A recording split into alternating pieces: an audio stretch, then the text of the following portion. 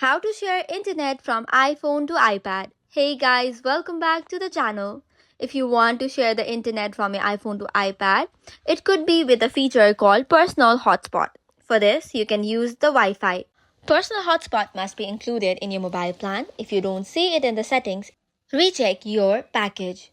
Once that is done, head over to enable hotspot on iPhone. You can either do it through the settings, cellular and personal hotspot, or you could go and search for personal hotspot on the settings itself.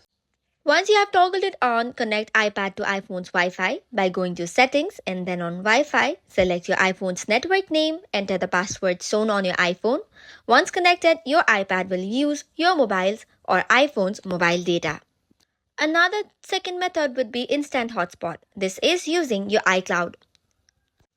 For this, you have to make sure both the devices are signed in with the same Apple ID and have Bluetooth plus Wi-Fi on. Now, head over to your iPad and open Settings. Then after, go to Wi-Fi. You will see your iPhone listed under Personal Hotspots. Tap it. No password is required as it connects instantly. So that is all for today's video. For more such contents, do not forget to hit the like and subscribe button. Thank you and keep watching.